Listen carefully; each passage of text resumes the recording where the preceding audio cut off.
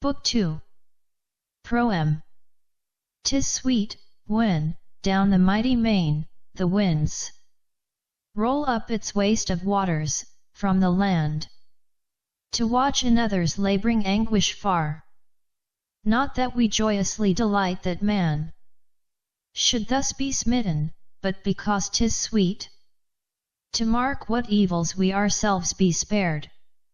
'Tis sweet, again, to view the mighty strife of armies embattled yonder o'er the plains, ourselves no sharers in the peril, but not there is more goodly than to hold the high, serene plateaus, well fortressed by the wise, whence thou mayest look below on other men, and see them everywhere wandering, all dispersed in their lone seeking for the road of life, rivals in genius, or emulous in rank, pressing through days and nights with hugest toil for summits of power and mastery of the world. O wretched minds of men! O blinded hearts! In how great perils, in what darks of life, are spent the human years, however brief! O not to see that nature for herself barks after nothing, save that pain keep off, disjoined from the body, and that mind enjoy delightsome feeling, far from care and fear. Therefore we see that our corporeal life needs little, altogether, and only such as takes the pain away, and can besides strew underneath some number of delights. More grateful 'tis at times, for nature craves no artifice nor luxury, if forsooth there be no golden images of boys along the halls, with right hands holding out the lamps ablaze, the lights for evening feasts.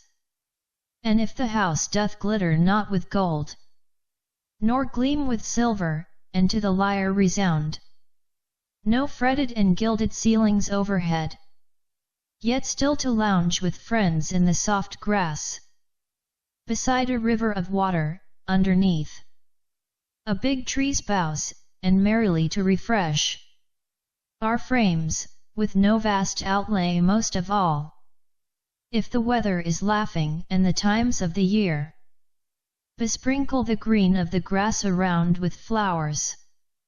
Nor yet the quicker will hot fevers go, if on a pictured tapestry thou toss, or purple robe, than if 'tis thine to lie upon the poor man's bedding. Wherefore, since treasure, nor rank, nor glory of a reign avail us not for this our body, thus reckon them likewise nothing for the mind, save then perchance, when thou beholdest forth thy legions swarming round the field of Mars, rousing a mimic warfare either side, strengthened with large auxiliaries and horse, alike equipped with arms, alike inspired. Or save when also thou beholdest forth thy fleets to swarm, deploying down the sea. For then, by such bright circumstance abashed, religion pales and flees thy mind. O then, the fears of death leave heart so free of care. But if we note how all this pomp at last is but a drollery and a mocking sport, and of a truth man's dread, with cares at heels, dreads not these sounds of arms, these savage swords, but among kings and lords of all the world mingles undaunted, nor is overawed by gleam of gold nor by the splendor bright of purple robe. Canst thou then doubt that this is aught but power of thinking, when, besides, the whole of life but labours in the dark? For just as children tremble and fear all in the viewless dark, so even we at times dread in the light so many things that be no whit more fearsome than what children feign. shuddering, will be upon them in the dark. This terror then, this darkness of the mind. Not sunrise with its flaring spokes of light, nor glittering arrows of morning can disperse, but only nature's aspect and her law. Atomic motions. Now come, I will untangle for thy steps. Now, by what motions the begetting bodies of the world stuff beget the varied world, and then forever resolve it when begot, and by what force they are constrained to this, and what the speed appointed unto them, wherewith to travel down the vast inane. Do thou remember to yield thee to my words. For truly matter coheres not, crowds not tight.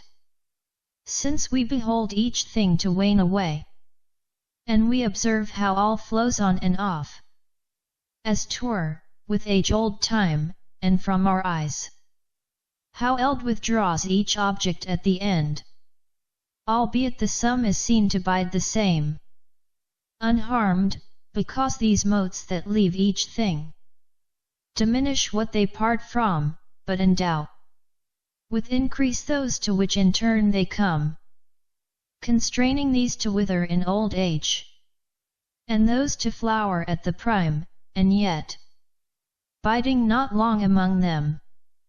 Thus the sum forever is replenished, and we live as mortals by eternal give and take. The nations wax, the nations wane away.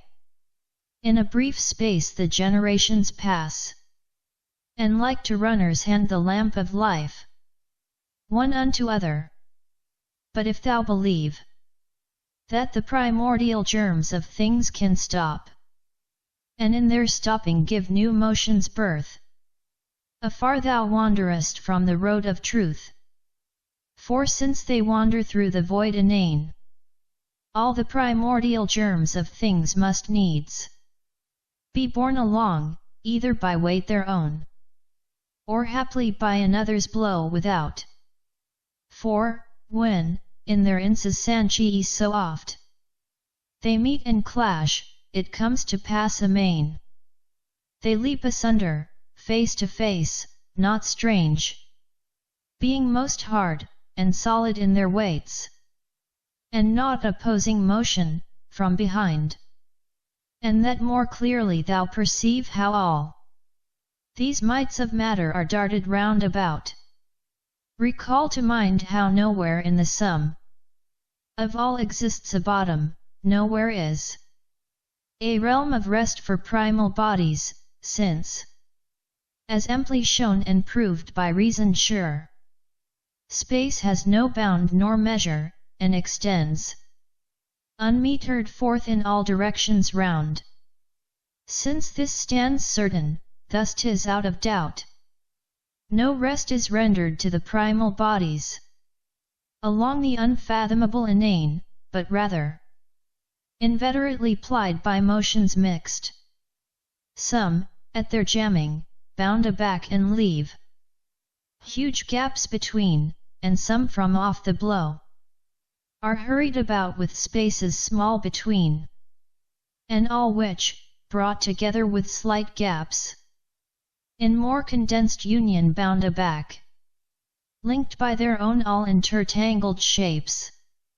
These form the irrefragable roots of rocks, and the brute bulks of iron, and what else is of their kind.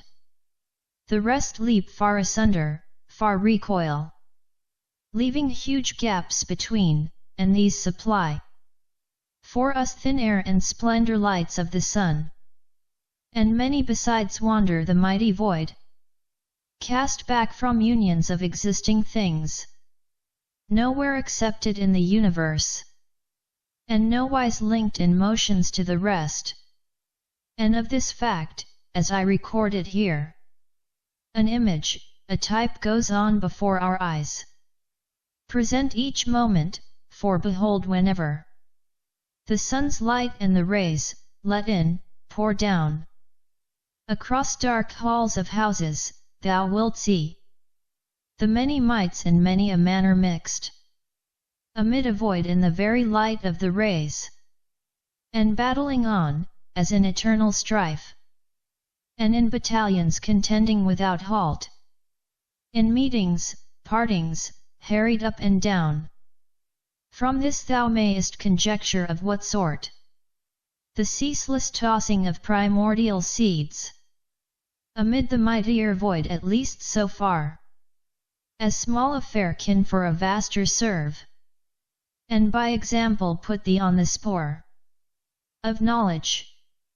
For this reason too 'tis fit thou turn thy mind the more unto these bodies, which here are witnessed tumbling in the light, namely, because such tumblings are a sign that motions also of the primal stuff, secret and viewless, lurk beneath, behind. For thou wilt mark here many a speck, impelled by viewless blows, to change its little course, and beaten backwards to return again, hither and thither in all directions round. Lo, all their shifting movement is of old, from the primeval atoms, for the same primordial seeds of things first move of self, and then those bodies build of unions small, and nearest, as it were, unto the powers of the primeval atoms, are stirred up by impulse of those atoms' unseen blows, and these thereafter goad the next in size.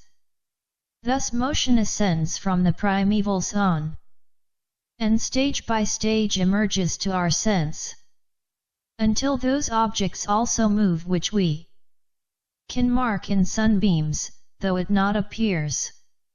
What blows do urge them? Herein wonder not. How 'tis that, while the seeds of things are all moving forever, the sum yet seems to stand supremely still, except in cases where a thing shows motion of its frame as whole. For far beneath the ken of senses lies the nature of those ultimates of the world, and so, since those themselves thou canst not see, their motion also must they veil from men. For mark, indeed, how things we can see, oft yet hide their motions, when afar from us, along the distant landscape.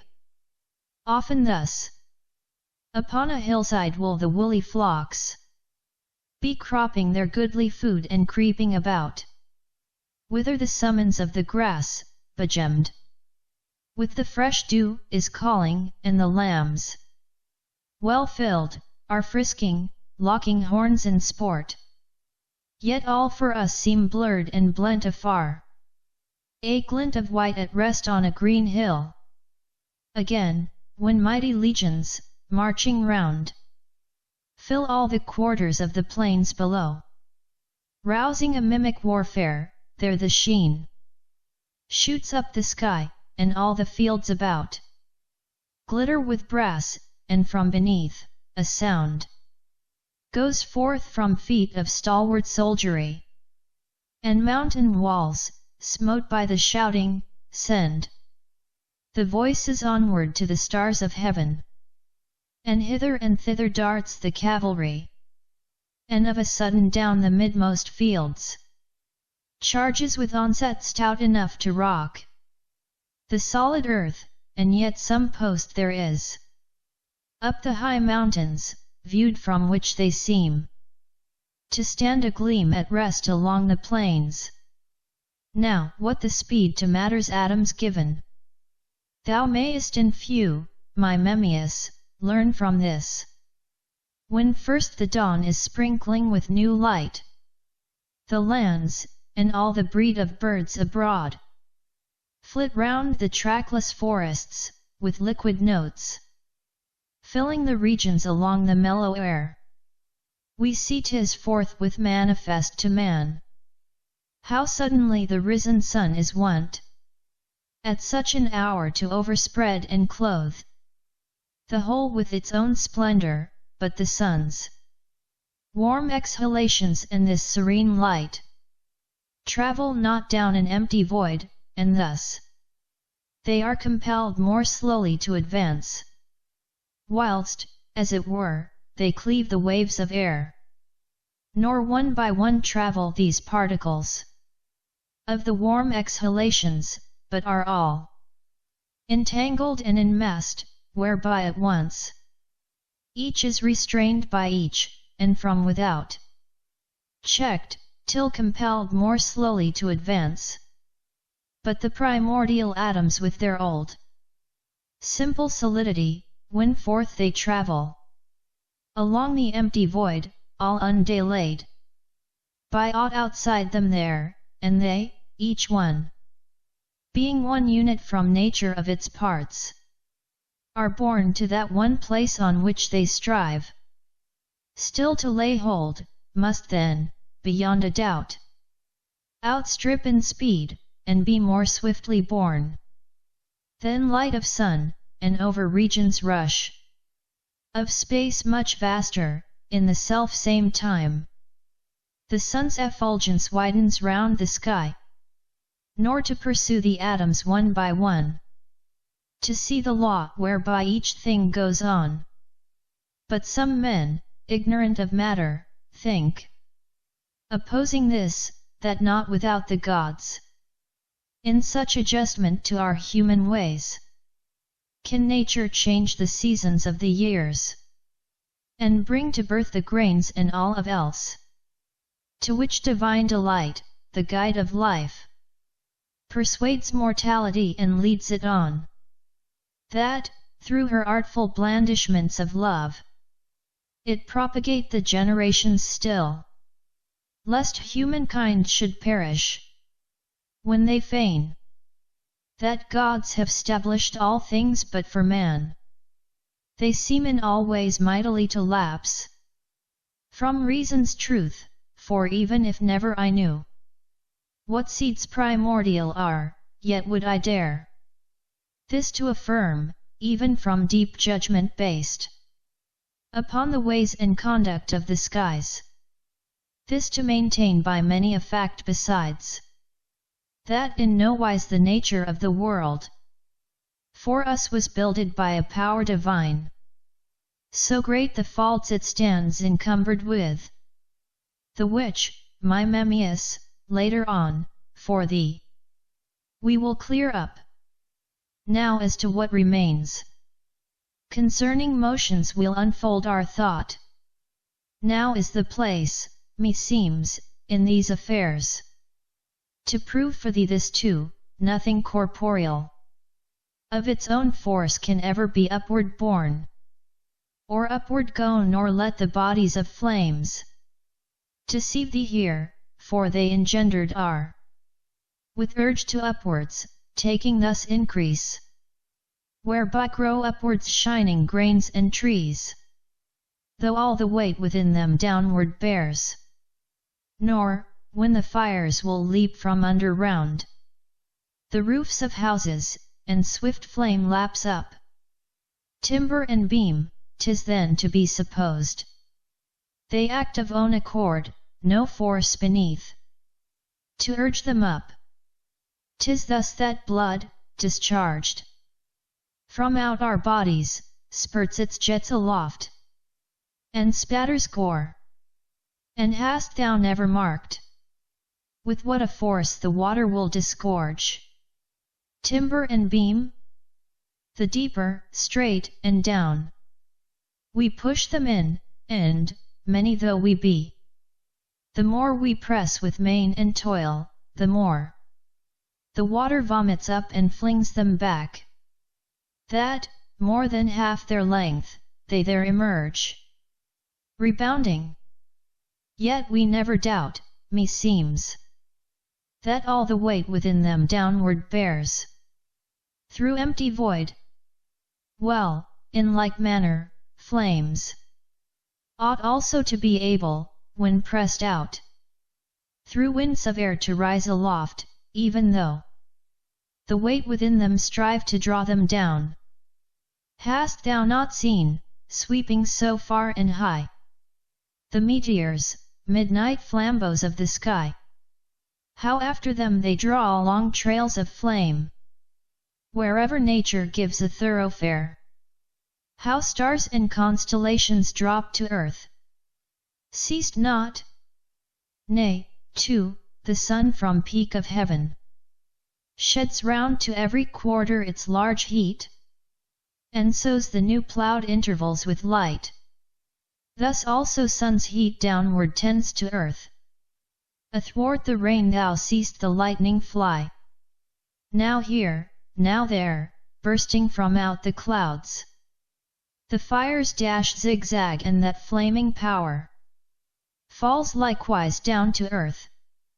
In these affairs, we wish thee also well aware of this. The atoms, as their own weight bears them down, plumb through the void, at scarce determined times. In scarce determined places, from their course, decline a little, call it, so to speak, mere changed trend. For were it not their wont, thus wise to swerve, down would they fall, each one, like drops of rain, through the unbottomed void. And then collisions never could be, nor blows among the primal elements, and thus nature would never have created aught. But, if perchance be any that believe, the heavier bodies, as more swiftly borne, plumb down the void, are able from above to strike the lighter, thus engendering blows, able to cause those procreant motions, far from highways of true reason they retire. For whatsoever through the waters fall, or through thin air, must quicken their descent, each after its weight on this account, because both bulk of water and the subtle air by no means can retard each thing alike, but give more quick before the heavier weight. But contrariwise the empty void cannot, on any side, at any time, to aught oppose resistance, but will ever yield, true to its bent of nature. Wherefore all, with equal speed, though equal not in weight, must rush, borne downward through the still inane. Thus never at all have heavier from above been swift to strike the lighter, gendering strokes, which cause those divers motions, by whose means nature transacts her work. And so I say, the atoms must a little swerve at times, but only the least, lest we should seem to feign motions oblique, in fact refute us there. For this we see forthwith is manifest. Whatever the weight, it can't obliquely go down on its headlong journey from above, at least so far as thou canst mark, but who is there can mark by sense that naught can swerve at all aside from off its road's straight line? Again, if ever all motions are co-linked, and from the old ever arise the new, in fixed order, and primordial seeds, produce not by their swerving some new start of motion to sunder the covenants of fate, that cause succeed not cause from everlasting. Whence this free will for creatures o'er the lands? Whence is it wrested from the fates, this will, whereby we step right forward where desire leads each man on, whereby the same we swerve in motions, not as at some fixed time, nor at some fixed line of space, but where the mind itself has urged? For out of doubt, in these affairs 'tis each man's will itself that gives the start, and hence throughout our limbs incipient motions are diffused. Again, dost thou not see, when, at a point of time, the bars are opened, how the eager strength of horses cannot forward break as soon, as pants their mind to do? For it behooves that all the stock of matter, through the frame, be roused, in order that, through every joint, aroused, it press and follow mind's desire. So thus thou seest initial motions gendered from out the heart, verily, proceeds first from the spirit's will, whence at the last 'tis given forth through joints and body entire. Quite otherwise it is, when forth we move, impelled by a blow of another's mighty powers and mighty urge, for then 'tis clear enough. All matter of our total body goes hurried along, against our own desire, until the will has pulled upon the reins, and checked it back, throughout our members all, at whose inducement indeed sometimes the stock of matter's forced to change its path, throughout our members and throughout our joints, and, after being forward cast, to be reined up, whereat it settles back again. So seest thou not, how, though external force drive men before, and often make them move onward against desire, and headlong snatched, yet is there something in these breasts of ours strong to combat, strong to withstand the same. Wherefore no less within the primal seeds, thou must admit, besides all blows and weight, some other cause of motion, whence derives this power in us inborn, of some free act. Since naught from nothing can become, we see. For weight prevents all things should come to pass through blows, as 'twere, by some external force. But that man's mind itself in all it does hath not a fixed necessity within, nor is not, like a conquered thing, compelled to bear and suffer. This state comes to man from that slight swervement of the elements, in no fixed line of space, in no fixed time. Nor ever was the stock of stuff more crammed, nor ever, again, sundered by bigger gaps. For naught gives increase and naught takes away. On which account, just as they move today, the elemental bodies moved of old, and shall the same hereafter evermore. And what was wont to be begot of old, shall be begotten under self-same terms, and grow and thrive in power, so far as given to each by nature's changeless, old decrees. The sum of things there is no power can change, for naught exists outside, to which can flee out of the world matter of any kind, nor forth from which a fresh supply can spring, break in upon the founded world, and change whole nature of things, and turn their motions about. Atomic forms and their combinations now come, and next hereafter apprehend. What sorts, how vastly different in form, how varied in multitudinous shapes they are, these old beginnings of the universe! Not in the sense that only few are furnished with one like form, but rather not at all. In general have they likeness each with each. No marvel, since the stock of them so great, that there's no end, as I have taught, nor sum. They must indeed not one and all be marked by equal outline and by shape the same. Moreover, humankind, and the mute flocks of scaly creatures swimming in the streams, and joyous herds around, and all the wild, and all the breeds of birds, both those that teem in gladsome regions of the water haunts, about the river banks and springs and pools, and those that throng, flitting from tree to tree, through trackless woods go, take which one thou wilt.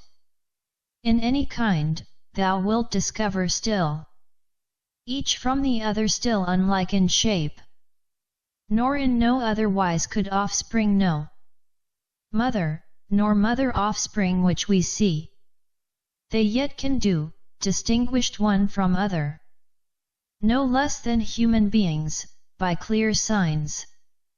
Thus oft before fair temples of the gods, beside the incense-burning altars slain, drops down the yearling calf, from out its breast, breathing warm streams of blood, the orphaned mother, ranging meanwhile green woodland pastures round, knows well the footprints, pressed by cloven hoofs, with eyes regarding every spot about, foresight somewhere of youngling gone from her, and, stopping short, filleth the leafy lanes with her complaints, and oft she seeks again within the stall, pierced by her yearning still, nor tender willows, nor dew-quickened grass, nor the loved streams that glide along low banks, can lure her mind and turn the sudden pain, nor other shapes of calves that graze thereby,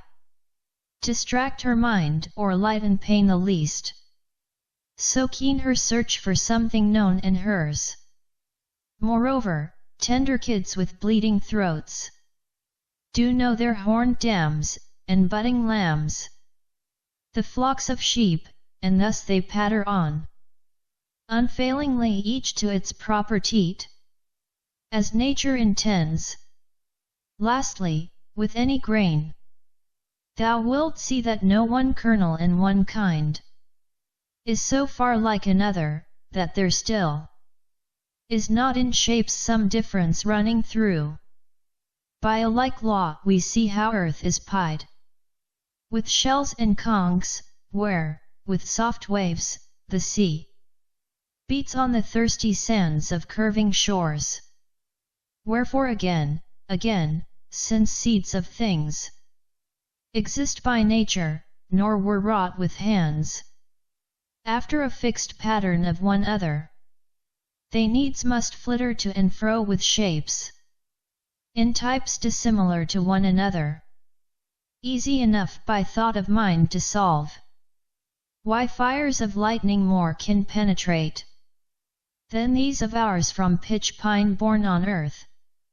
For thou canst say a lightning's celestial fire, so subtle, is formed of figures finer far, and passes thus through holes which this our fire, born from the wood, created from the pine, cannot.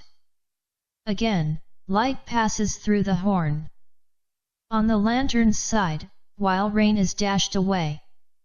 And why, unless those bodies of light should be finer than those of water's genial showers, we see how quickly through a colander the wines will flow, how, on the other hand, the sluggish olive oil delays, no doubt, because 'tis wrought of elements more large, or else more crooked and intertangled. Thus it comes that the primordials cannot be so suddenly sundered one from other, and seep one through each several hole of anything. And note, besides, that liquor of honey or milk yields in the mouth agreeable taste to tongue, whilst nauseous wormwood, pungent centaury, with their foul flavour set the lips awry. Thus simple 'tis to see that whatsoever can touch the senses pleasingly are made of smooth and rounded elements, whilst those which seem the bitter and the sharp are held entwined by elements more crooked, and so are wont to tear their ways into our senses, and rend our body as they enter in. In short, all good to sense, all bad to touch, being upbuilt of figures so unlike, are mutually at strife, lest thou suppose that the shrill rasping of a squeaking saw consists of elements as smooth as song, which, waked by nimble fingers, on the strings. The sweet musicians fashion, or suppose, that same shaped atoms through men's nostrils pierce.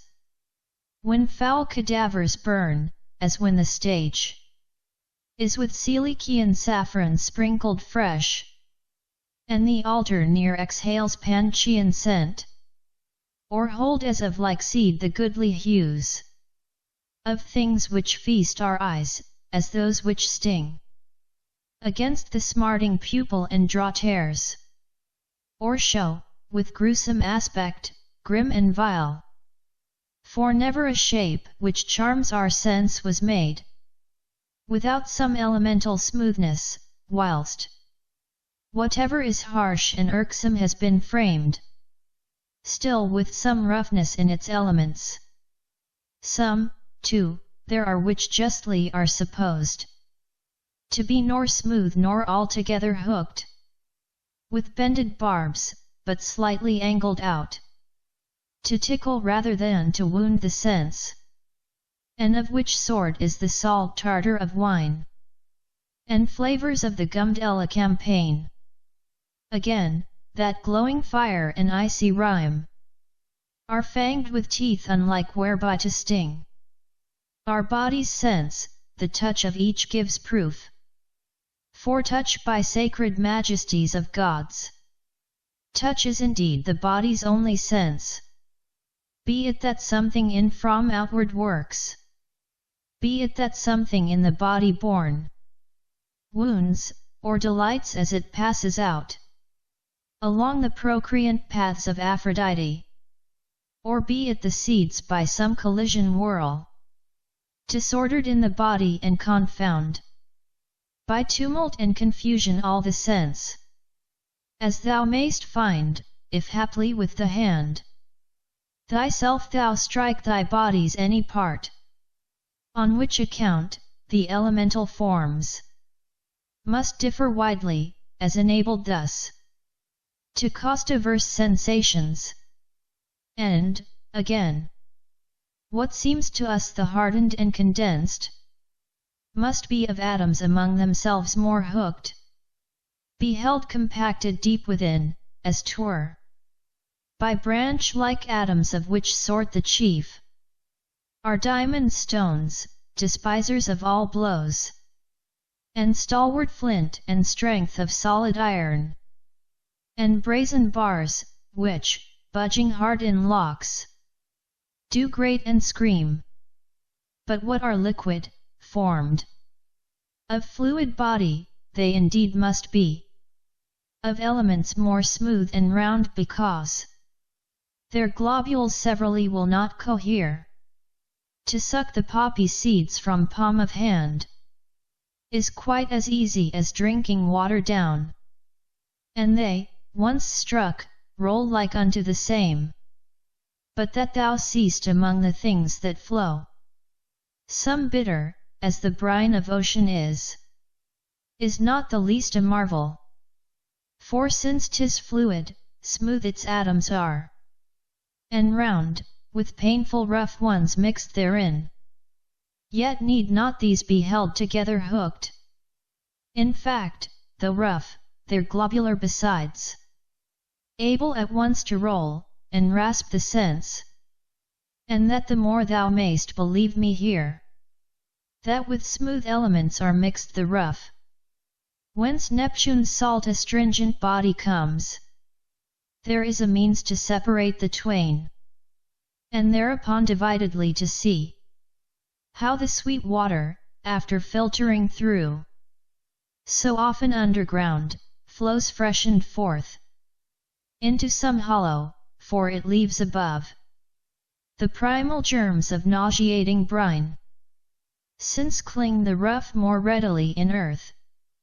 Lastly, whatso thou markest to disperse upon the instant smoke and cloud and flame, must not, even though not all of smooth and round, be yet co-linked with atoms intertwined, that thus they can, without together cleaving, so pierce our body and so bore the rocks.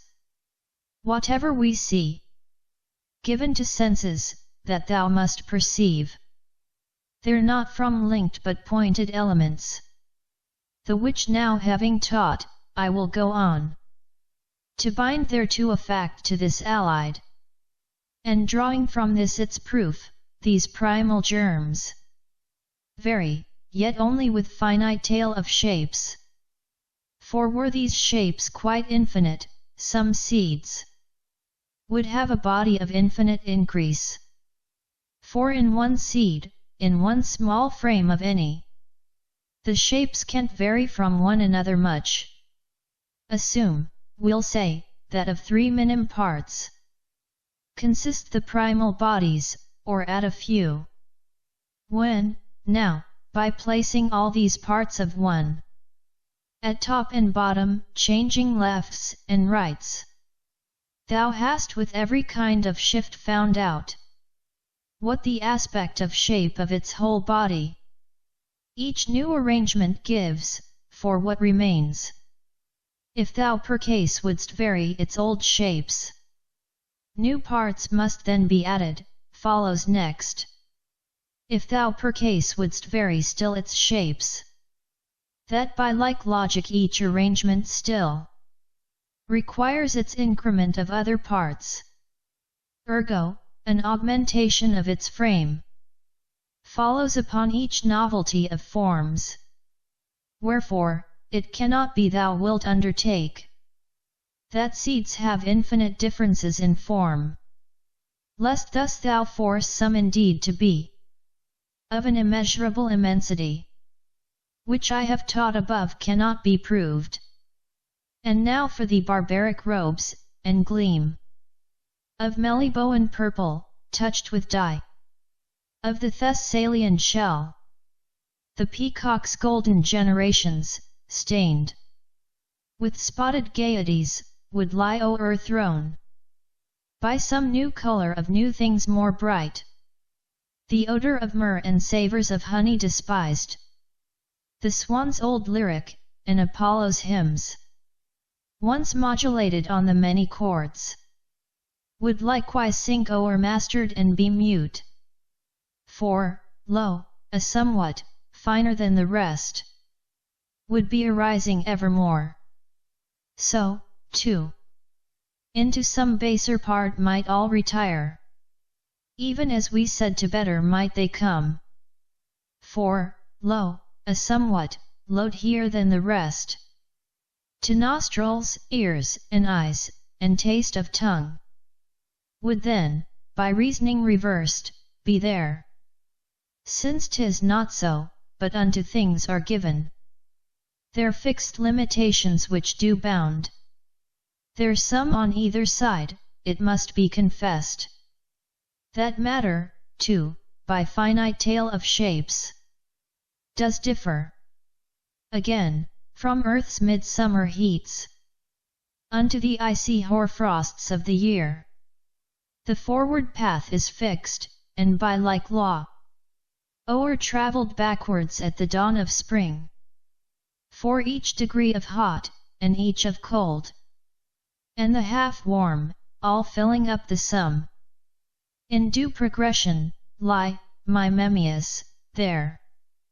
Betwixt the two extremes, the things create must differ, therefore, by a finite change, since at each end marked off they ever are, by fixed point on one side plagued by flames, and on the other by congealing frosts. The which now having taught, I will go on to bind thereto a fact to this allied, and drawing from this its proof, those primal germs, which have been fashioned all of one like shape, are infinite in tale, for, since the forms themselves are finite in divergences, then those which are alike will have to be infinite, else the sum of stuff remains a finite. What I've proved is not the fact, showing in verse how corpuscles of stuff, from everlasting and today the same, uphold the sum of things, all sides around. by old succession of unending blows.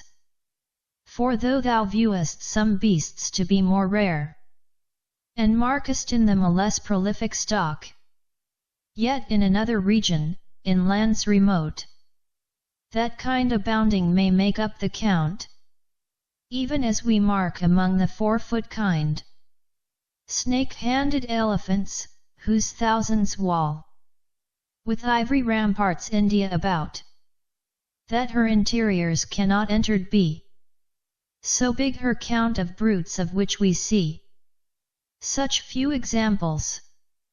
Or suppose, besides, we feign something, one of its kind and soul, with body born, to which is nothing like in all the lands, yet now unless shall be an infinite count of matter out of which thus to conceive and bring it forth to life, it cannot be created, and what's more, it cannot take its food and get increase.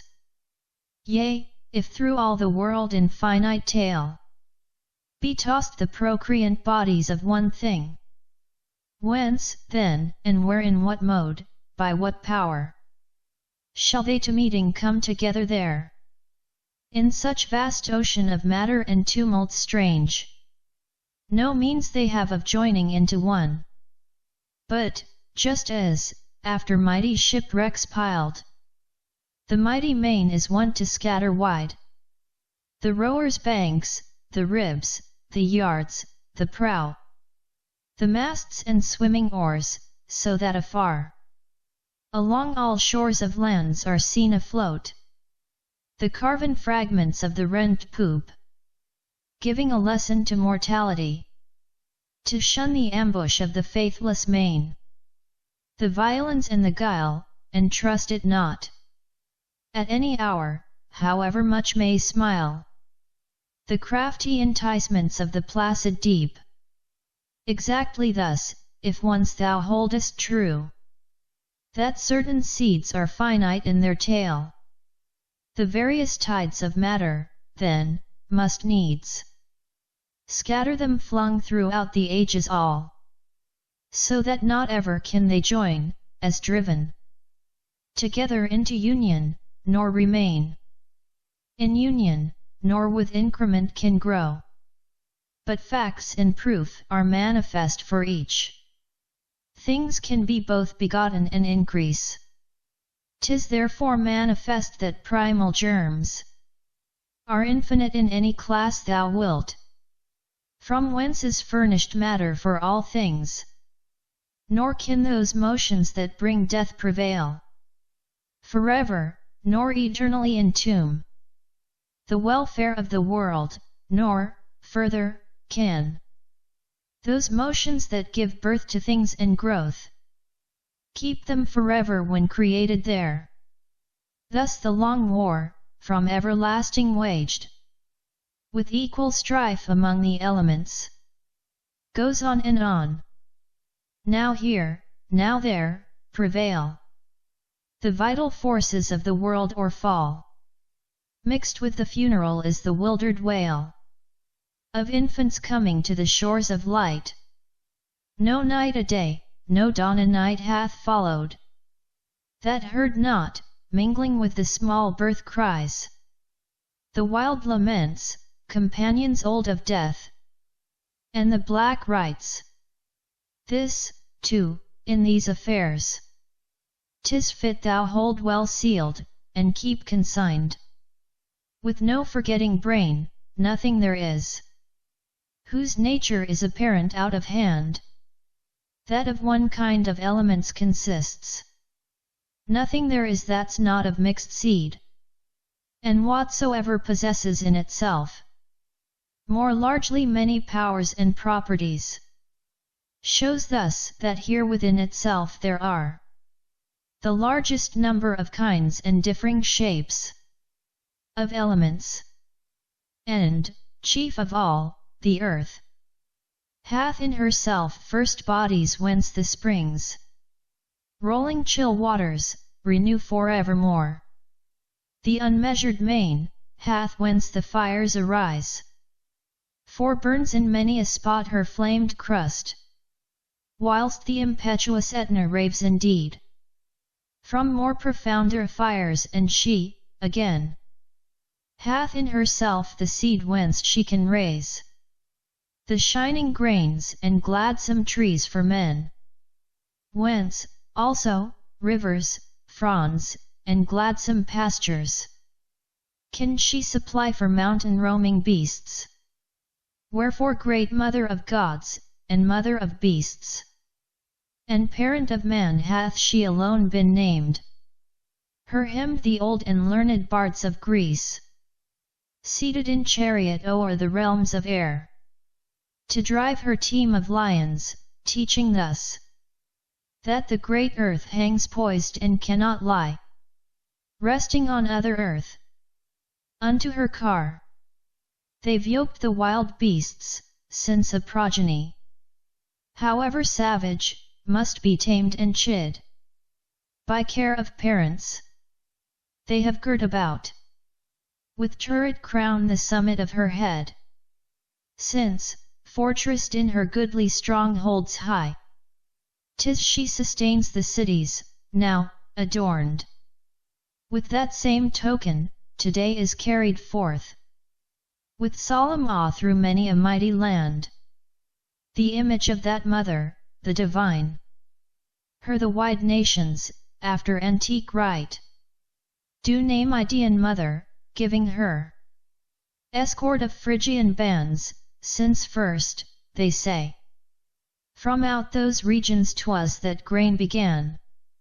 Through all the world, to her do they assign the Galli, the emasculate, since thus they wish to show that men who violate the majesty of the mother and have proved ingrate to parents are to be adjudged unfit to give unto the shores of light a living progeny. The Galli come, and hollow cymbals, tight-skinned tambourines, resound around to bangings of their hands. The fierce horns threaten with a raucous bray. The tubed pipe excites their maddened minds. In Phrygian measures, they bear before them knives, wild emblems of their frenzy, which have power the rabble's ingrate heads and impious hearts to panic with terror of the goddess might.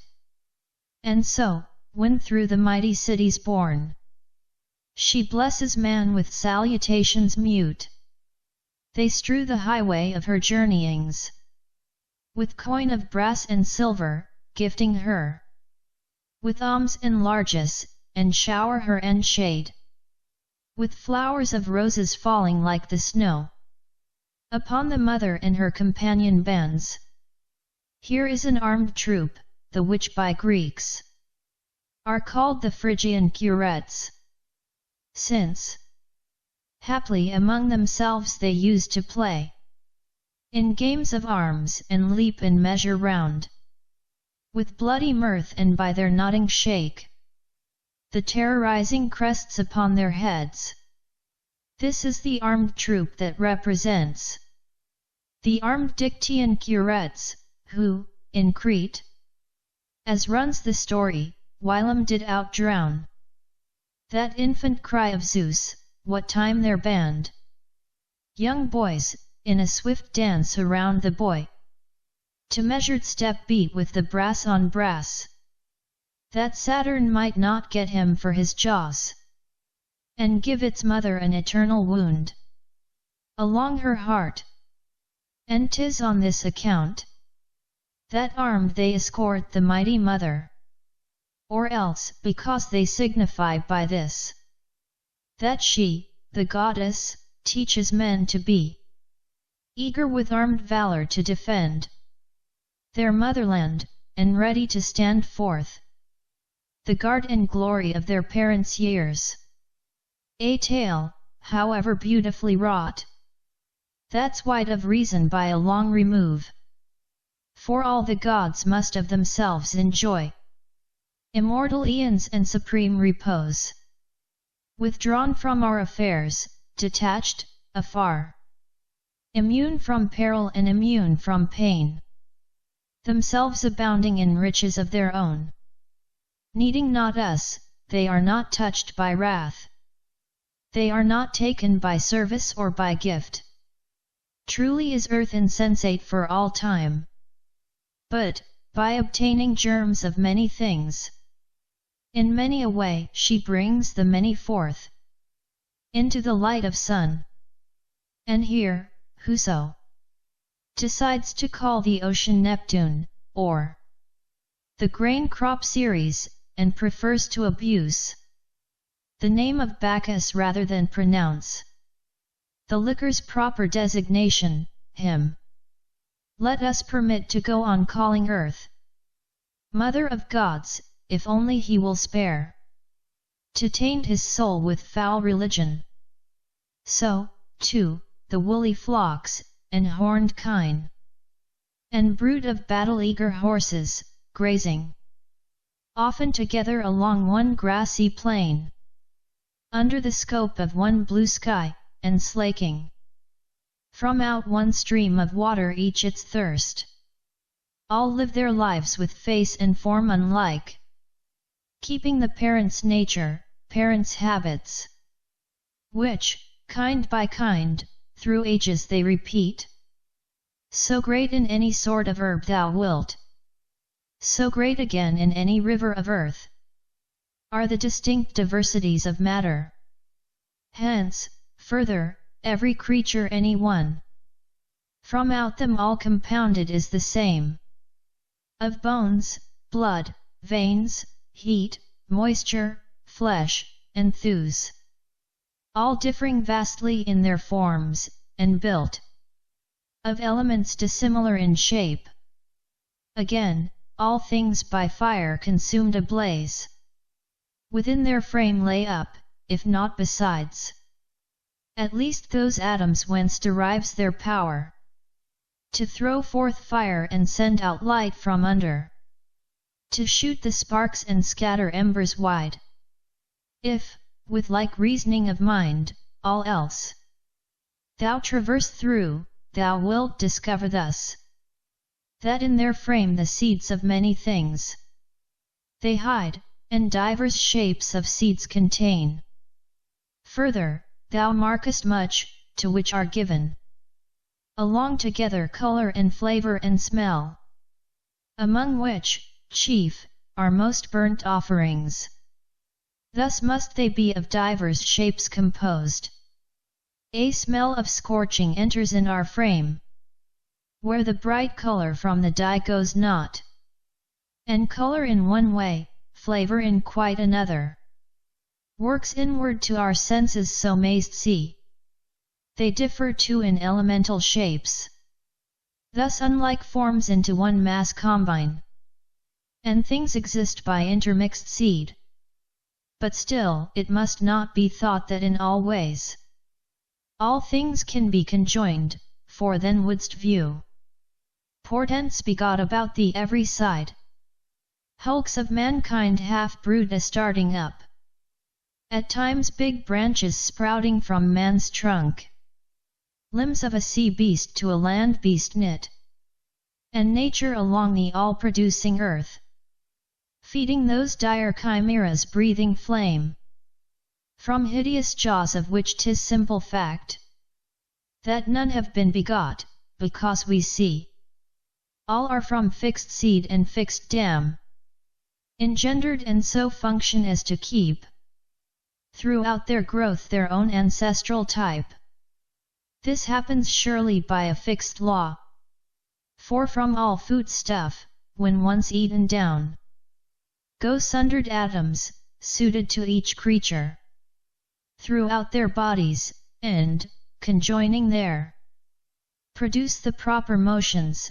But we see how, contrariwise, nature upon the ground throws off those foreign to their frame, and many with viewless bodies from their bodies fly, by blows impelled those impotent to join to any part, or, when inside, to accord, and to take on the vital motions there. But think not, haply, living forms alone are bound by these laws, they distinguished all. For just as all things of creation are, in their whole nature, each to each unlike, so must their atoms be in shape unlike.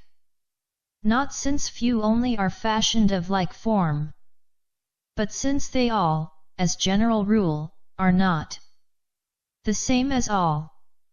Nay, here in these are verses, elements many, common to many words.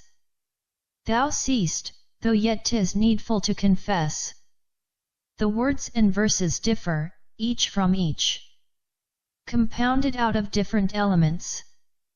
Not since few only, as common letters, run through all the words, or no two words are made, one and the other, from all like elements. But since they all, as general rule, are not the same as all. Thus, too, in other things, whilst many germs common to many things there are, yet they, combined among themselves, can form new wholes to others quite unlike. Thus fairly one may say that humankind, the grains, the gladsome trees, are all made up of different atoms. Further, since the seeds are different, difference must there also be in intervening spaces, thoroughfares, connections, weights, blows, clashings, motions, all which not alone distinguish living forms, but sunder earth's whole ocean from the lands, and hold all heaven from the lands away. Absence of secondary qualities. Now come, this wisdom by my sweet toil sought. Look thou perceive, lest haply thou shouldst guess, that the white objects shining to thine eyes are gendered of white atoms, or the black of a black seed, or yet believe that aught that steeped in any hue should take its dye from bits of matter tinted with hue the same. For matter's bodies own no hue the least, or like to objects, or, again, unlike. But, if per case it seem to thee that mind itself can dart no influence of its own into these bodies, would thou want rest off. For since the blind born, who have never surveyed the light of sun, yet recognize by touch things that from birth had never a hue for them, 'tis thine to know that bodies can be brought no less unto the ken of our minds too, though yet those bodies with no dye be smeared. Again, ourselves whatever in the dark we touch, the same we do not find to be tinctured with any color. Now that here I win the argument, I next will teach. Now, every color changes, none except, and every which the primordials ought no wise to do, since an immutable somewhat must remain, lest all things utterly be brought to naught. For change of anything from out its bounds means instant death of that which was before. Wherefore be mindful not to stain with color the seeds of things, lest things return for thee all utterly to naught. But now, if seeds receive no property of color, and yet be still endowed with variable forms, from which all kinds of colors they beget, and vary, by reason that ever it matters much with what seeds, and in what positions joined, and what the motions that they give and get, forthwith most easily thou mayst devise why what was black of hue an hour ago can of a sudden like the marble gleam, as ocean, when the high winds have upheaved its level plains, is changed to hoary waves of marble whiteness. For, thou mayst declare that, when the thing we often see as black is in its matter then commixed anew. Some atoms rearranged, and some withdrawn, and added some, 'tis seen forthwith to turn glowing and white. But if of azure seeds consist the level waters of the deep, they could in no wise whiten, for however thou shakest azure seeds, the same can never pass into marble hue. But, if the seeds which thus produce the ocean's one pure sheen be now with one hue, now another dyed, as oft from alien forms and divers shapes, a cube's produced all uniform in shape, 'twould be but natural, even as in the cube we see the forms to be dissimilar, that thus we'd see in brightness of the deep, or in whatever one pure sheen thou wilt, colors diverse and all dissimilar. Besides, the unlike shapes don't thwart the least the whole in being externally a cube, but differing hues of things do block and keep the whole from being of one resultant hue. Then, too, the reason which entices us at times to attribute colors to the seeds falls quite to pieces, since white things are not create from white things, nor are black from black, but evermore they are create from things of divers colors. Verily, the white will rise more readily, is sooner born out of no color, than of black or aught which stands in hostile opposition thus. Besides, since colors cannot be, sends light, and the primordials come not forth to light, 'tis thine to know they are not clothed with color. Truly, what kind of color could there be in the viewless dark? Nay, in the light itself a color changes, gleaming variedly, when smote by vertical or slanting ray. Thus in the sunlight shows the down of doves that circles, garlanding, the nape and throat. Now it is ruddy with a bright gold bronze. Now, by a strange sensation it becomes green emerald blended with the coral red. The peacock's tail, filled with the copious light, changes its colors likewise, when it turns. Wherefore, since by some blow of light begot, without such blow these colors can't become, and since the pupil of the eye receives within itself one kind of blow, when said to feel a white hue, then another kind when feeling a black or any other hue. And since it matters nothing with what hue the things thou to shayest be perchance endowed, but rather with what sort of shape equipped, 'tis thine to know the atoms need not color, but render forth sensations, as of touch, that vary with their varied forms. Besides, since special shapes have not a special color, and all formations of the primal germs can be of any sheen thou wilt, why, then, are not those objects which are of them made suffused, each kind with colors of every kind? For then 'twere meet that ravens, as they fly, should dartle from white pinions a white sheen, or swans turn black from seed of black, or be of any single varied dye thou wilt. Again, the more an object's rent to bits, the more thou see its color fade away, little by little till 'tis quite extinct, as happens when the gaudy linen's picked shred after shred away, the purple there, Phoenician red, most brilliant of all dyes, is lost asunder, ravelled thread by thread. Hence canst perceive the fragments die away from out their color, long ere they depart.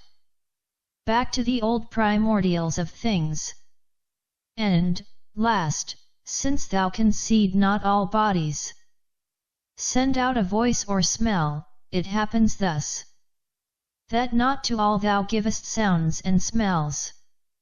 So, too, since we behold not all with eyes, 'tis thine to know some things there are as much orphaned of colour, as others without smell, and reft of sound, and those the mind alert no less can apprehend than it can mark the things that lack some other qualities. But think not haply that the primal bodies remain despoiled alone of colour, so are they from warmth dissevered and from cold, and from hot exhalations, and they move both sterile of sound and dry of juice, and throw not any odour from their proper bodies. Just as, when undertaking to prepare a liquid balm of myrrh and marjoram, and flower of nard, which to our nostrils breathes odour of nectar, first of all behooves thou seek, as far as find thou may and can, the inodorous olive oil, which never sends one whiff of scent to nostrils, that it may the least debauch and ruin with sharp tang the odorous essence with its body mixed, and in it seethed.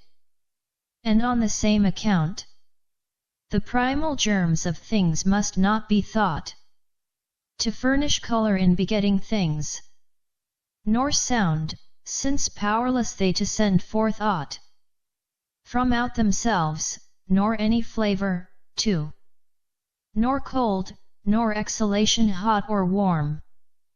The rest, yet since these things are mortal all, the pliant mortal, with a body soft, the brittle mortal, with a crumbling frame, the hollow with a porous all must be disjoined from the primal elements, if still we wish under the world to lay immortal groundworks, whereupon may rest the sum of will and safety, lest for thee all things return to nothing utterly.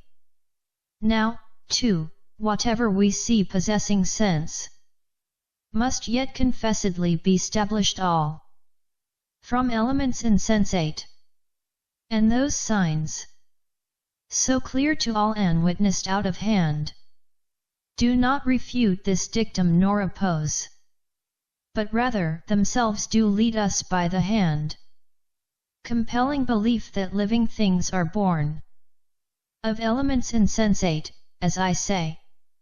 Sooth, we may see from out the stinking dung live worms spring up, when, after soaking rains, the drenched earth rots, and all things change the same.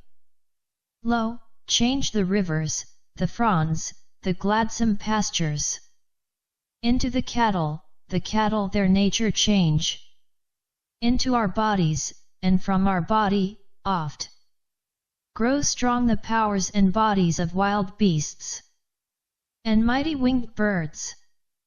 Thus nature changes all foods to living frames, and procreates from them the senses of live creatures all, in manner about as she uncoils and flames dry logs of wood and turns them all to fire. And ceased not, therefore, how it matters much after what order are set the primal germs, and with what other germs they all are mixed, and what the motions that they give and get. But now, what is it that strikes thy skeptic mind, constraining thee to sundry arguments against belief that from insensate germs the sensible is gendered? Verily, 'tis this, that liquids, earth and wood, though mixed, are yet unable to gender vital sense. And, therefore, 'twill be well in these affairs this to remember, that I have not said senses are born, under conditions all, from all things absolutely which create Objects that feel, but much it matters here. Firstly, how small the seeds which thus compose the feeling thing, then, with what shapes endowed. And lastly what they in positions be. In motions, in arrangements.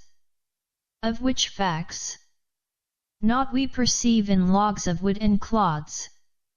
And yet even these, when sodden by the rains, give birth to wormy grubs, because the bodies of matter, from their old arrangements stirred by the new factor, then combine anew, in such a way as genders living things. Next, they who deem that feeling objects can from feeling objects be create, and these, in turn, from others that are wont to feel. When soft they make them, for all senses linked with flesh and thews and veins and such, we see are fashioned soft and of a mortal frame. Yet be it that these can last forever on, they'll have the sense that's proper to a part, or else be judged to have a sense the same as that within live creatures as a whole. But of themselves those parts can never feel, for all the sense in every member back to something else refers, a severed hand, or any other member of our frame. Itself alone cannot support sensation. It thus remains they must resemble, then, live creatures as a whole, to have the power of feeling sensation concordant in each part with the vital sense, and so they're bound to feel the things we feel exactly as do we. If such the case, how, then, can they be named the primal germs of things, and how avoid the highways of destruction, since they be mere living things, and living things be all one and the same with mortal? Grant they could, yet by their meetings and their unions all naught would result, indeed, besides a throng and hurly-burly all of living things, precisely as men, and cattle, and wild beasts, by mere conglomeration each with each, can still beget not anything of new. But if by chance they lose, inside a body, their own sense and another sense take on, what, then, avails it to assign them that which is withdrawn thereafter? And besides, to touch on proof that we pronounced before, just as we see the eggs of feathered fowls to change to living chicks, and swarming worms to bubble forth when from the soaking rains the earth is sodden, sure, sensations all can out of non-sensations be begot. But if one say that sense can so far rise from nonsense by mutation, or because brought forth as by a certain sort of birth, 'twill serve to render plain to him and prove there is no birth, unless there be before some formed union of the elements, nor any change, unless they be unite. In first place, senses can't in body be before its living nature's been begot, since all its stuff, in faith, is held dispersed about through rivers, air, and earth, and all that is from earth created, nor has met in combination, and, in proper mode, conjoined into those vital motions which kindle the all-perceiving senses, they that keep and guard each living thing soever. Again, a blow beyond its nature's strength shatters forth with each living thing soever, and on it goes confounding all the sense of body and mind. For of the primal germs are loosed their old arrangements, and, throughout, the vital motions blocked, until the stuff shaken profoundly through the frame entire, undoes the vital knots of soul from body, and throws that soul, to outward wide dispersed, through all the pores. For what may we surmise? A blow inflicted can achieve besides shaking asunder and loosening all apart?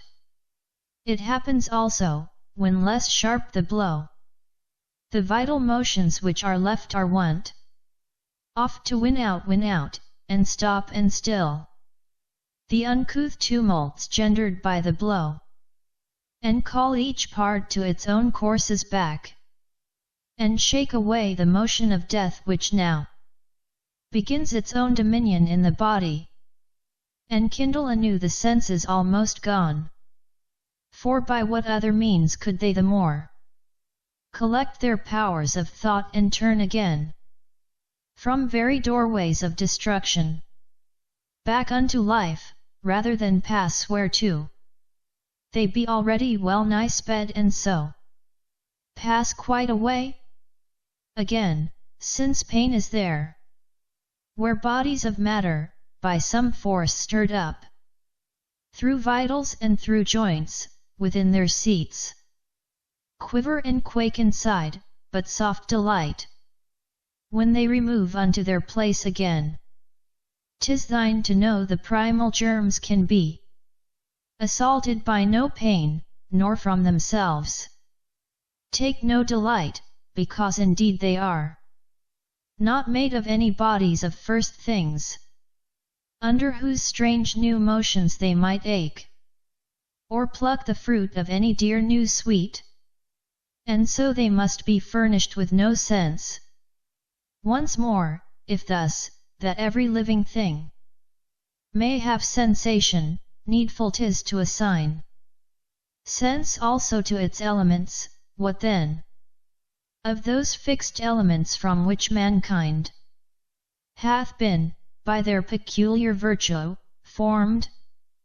Of verity, they'll laugh aloud, like men shaken asunder by a spasm of mirth, or sprinkle with dewy teardrops cheeks and chins, and have the cunning hardihood to say much on the composition of the world, and in their turn inquire what elements they have themselves, since, thus the same in kind as a whole mortal creature, even they must also be from other elements, and then those others from others evermore, so that thou darest nowhere make a stop.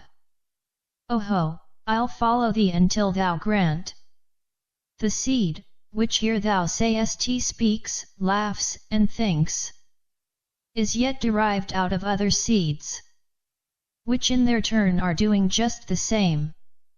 But if we see what raving nonsense this, and that a man may laugh, though not, forsooth, compounded out of laughing elements, and think and utter reason with learned speech, though not himself compounded, for a fact, of sapient seeds and eloquent, why, then, cannot those things which we perceive to have their own sensation be composed as well of intermixed seeds quite void of sense?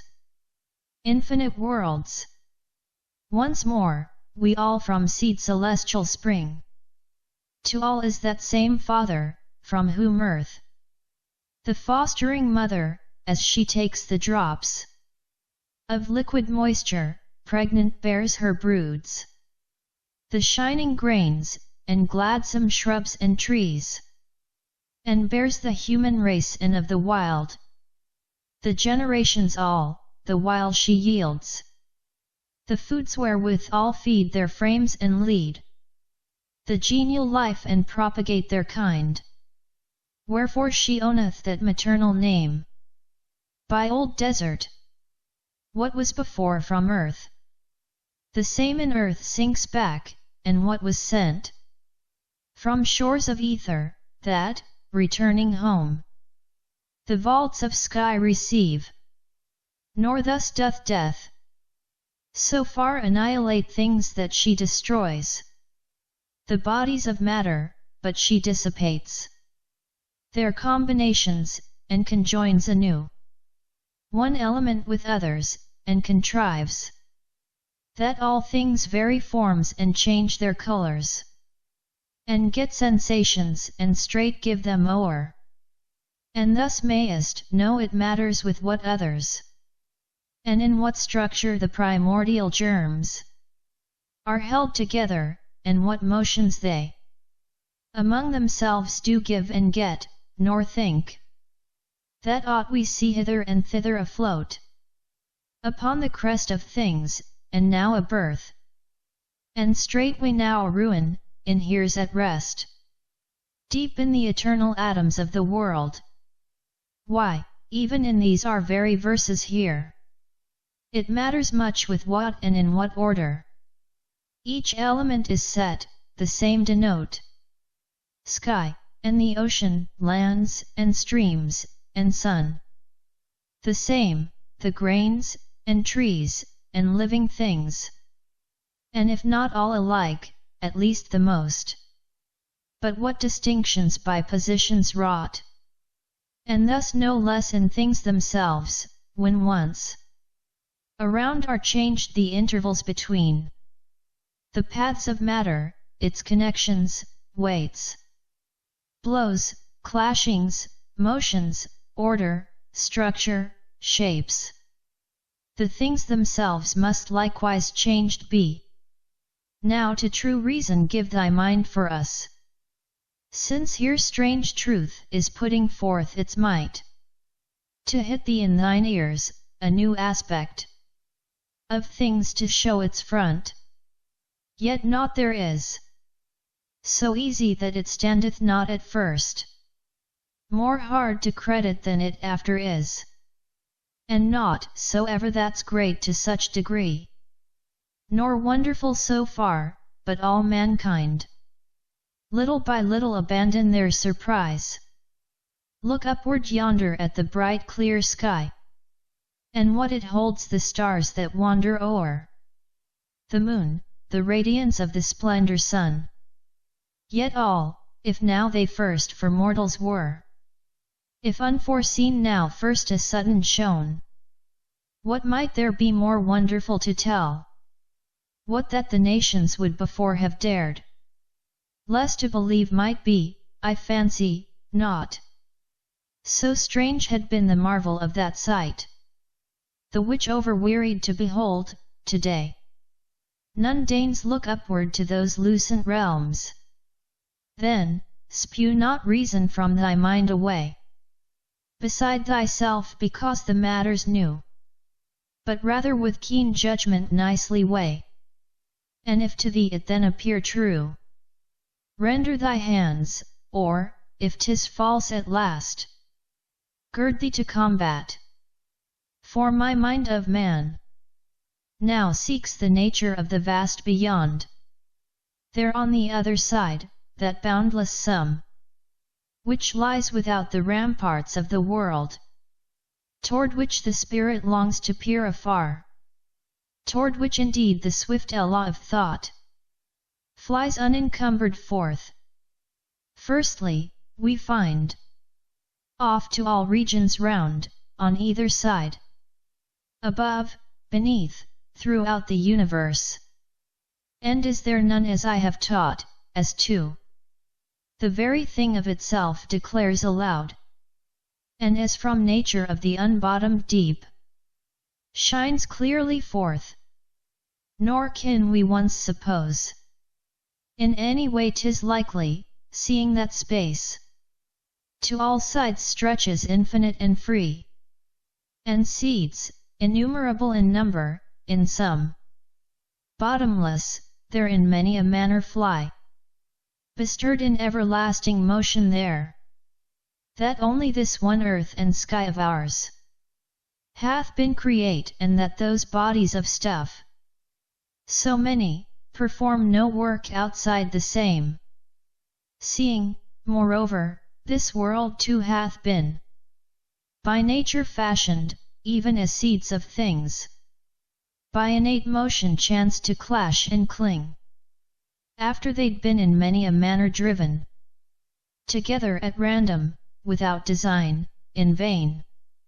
And as at last those seeds together dwelt, which, when together of a sudden thrown, should always furnish the commencements fit of mighty things, the earth, the sea, the sky, and race of living creatures. Thus, I say, again, again, it must be confessed there are such congregations of matter otherwhere, like this our world which vast ether holds in huge embrace. Besides, when matter abundant is ready there, when space on hand, nor object, nor any cause retards, no marvel 'tis that things are carried on and made complete perforce. And now, if store of seeds there is so great that not whole lifetimes of the living can count the tale, and if their force and nature abide the same, able to throw the seeds of things together into their places, even as here are thrown the seeds together in this world of ours, it must be confessed in other realms there are still other worlds, still other breeds of men, and other generations of the wild. Hence too it happens in the sum there is no one thing single of its kind in birth, and single in soul and growth, but rather it is one member of some generated race, among full many others of like kind. First, cast thy mind abroad upon the living. Thou wilt find the race of mountain-ranging wild, even thus to be, and thus the science of men to be begot, and lastly the mute flocks of scaled fish, and winged frames of birds. Wherefore confess we must on grounds the same, that earth, sun, moon, and ocean, and all else, exist not sole and single, rather in number, exceeding number. Since that deeply set old boundary stone of life remains for them no less, and there's a body of mortal birth no less, than every kind which here on earth is so abundant in its members found, which well perceived if thou hold in mind, then nature, delivered from every haughty lord, and forthwith free, is seen to do all things herself and through herself of own accord, rid of all gods.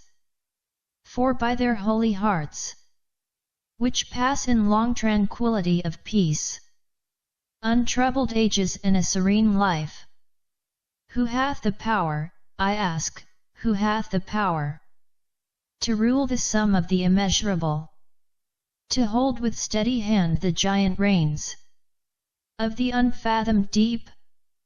Who hath the power at once to rule a multitude of skies, at once to heat with fires ethereal all the fruitful lands of multitudes of worlds, to be at all times in all places near, to stablish darkness by his clouds, to shake the serene spaces of the sky with sound, and hurl his lightnings, and whelm how oft in ruins his own temples, and to rave, retiring to the wildernesses, there at practice with that thunderbolt of his, which yet how often shoots the guilty by, and slays the honorable blameless ones, ere since the birth time of the world, ere since the risen firstborn day of sea, earth, sun.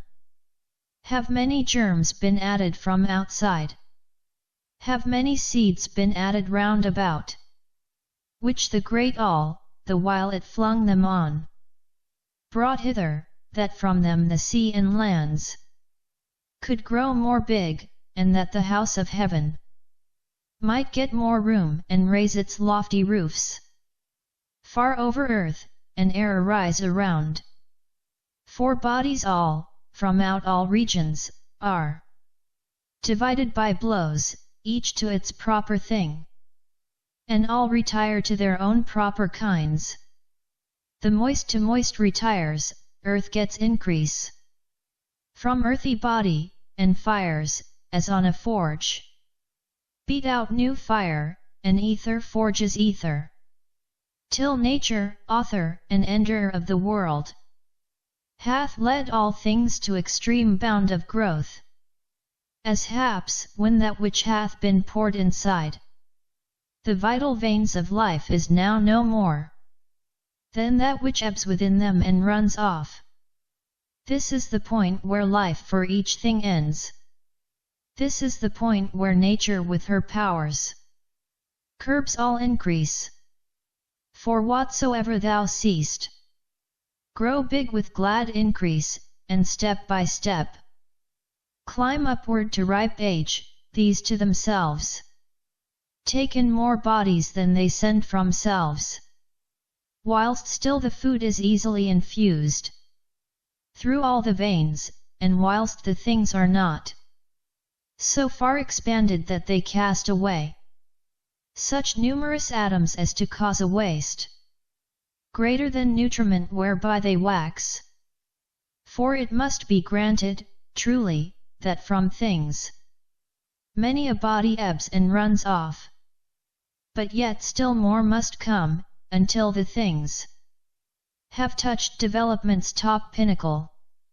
Then old age breaks their powers and ripe strength, and falls away into a worse part. For ever the ampler and more wide a thing, as soon as ever its augmentation ends, it scatters abroad forthwith to all sides round more bodies, sending them from out itself. Nor easily now is food disseminate through all its veins, nor is that food enough to equal with a new supply on hand those plenteous exhalations it gives off. Thus, fairly, all things perish, when with ebbing they're made less dense, and when from blows without they are laid low, since food at last will fail. Extremest eld, and bodies from outside cease not with thumping to undo a thing, and overmaster by infesting blows. Thus, too, the ramparts of the mighty world on all sides round shall taken be by storm, and tumble to rack and shivered fragments down. For food it is must keep things whole, renewing. 'Tis food must prop and give support to all, but to no purpose, since nor veins suffice to hold enough, nor nature ministers as much as needful. And even now 'tis thus. Its age is broken, and the earth, outworn with many parturitions, scarce creates the little lives she who created erst all generations, and gave forth at birth enormous bodies of wild beasts of old. For never, I fancy, did a golden cord from off the firmament above let down the mortal generations to the fields, nor sea, nor breakers pounding on the rocks created them, but earth it was who bore the same today, who feeds them from herself. Besides, herself of own accord, she first the shining grains and vineyards of all joy created for mortality, herself gave the sweet fruitage and the pastures glad, which now today yet scarcely wax in size. Even when aided by our toiling arms, we break the ox, and wear away the strength of sturdy farm hands, iron tools today barely avail for tilling of the fields. So niggardly they grudge our harvestings, so much increase our labor. Now today, the aged ploughman, shaking of his head, sighs o'er and o'er that labors of his hands have fallen out in vain, and, as he thinks, How present times are not as times of old. Often he praises the fortunes of his sire, and crackles, prating, how the ancient race, fulfilled with piety, supported life, with simple comfort in a narrow plot. Since, man for man, the measure of each field was smaller far in the old days. And, again, the gloomy planter of the withered vine rails at the season's change and wearies heaven, nor grasps that all of things by sure degrees are wasting away and going to the tomb, outworn by venerable length of life.